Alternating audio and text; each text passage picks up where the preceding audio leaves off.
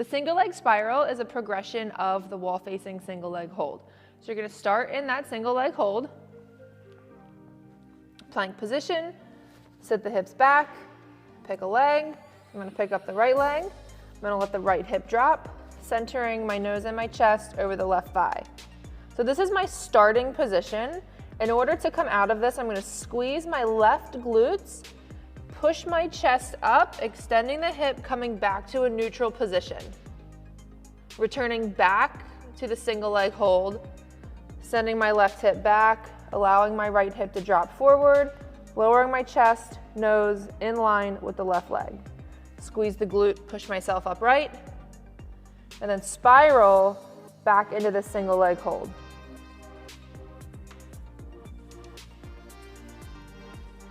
Keep telling yourself, left hip back, right hip forward. That's gonna give you that really nice spiral pattern, creating a lot of tension and activation in the left glute muscles. Be mindful that you keep the weight on the outer edge of the foot, keep the heel lifted. For the single-legged morning, you're gonna start with your back facing the wall.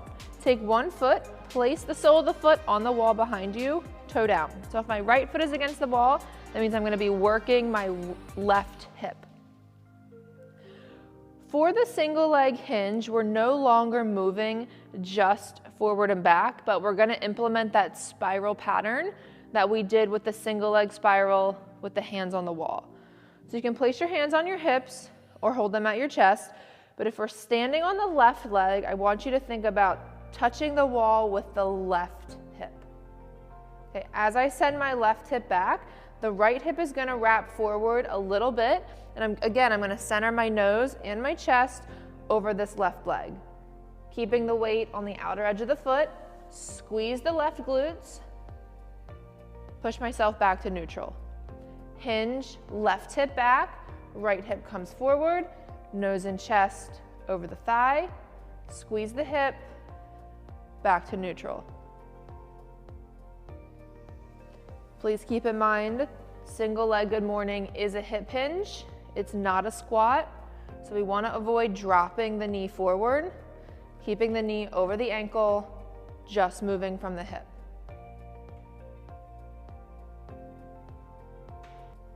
For the heel tap, you need a low step or a really low box.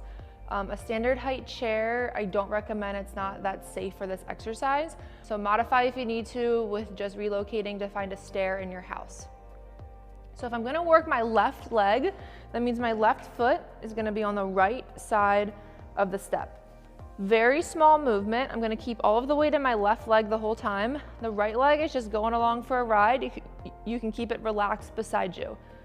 So very small movement. I'm gonna hinge that left hip back, keeping my knee right over the ankle, squeeze my glute, push myself back up. So again, we're not dropping the knee forward, making this a quad movement. You're hinging from the hip, sticking your butt back, making it a glute exercise.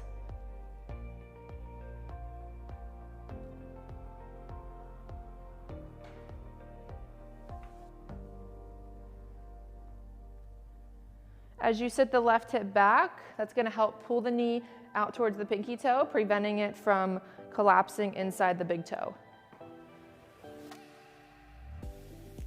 For the single leg reach, you're gonna place either a dumbbell or a kettlebell on the mat in front of you. So we're gonna start by working the left leg. So the dumbbell is kind of just on the outside of my foot towards the pinky toe. No assistance from the right leg this time. You're gonna completely pick the foot up off the floor, hinge from the hip, reach your right hand across the body, tap the weight, and then return back upright. So we're still building off of this spiral pattern. So at the bottom of my single leg reach, my nose and my chest are over the standing leg. My right hip is dropped down to create extra tension to the outside of this left hip.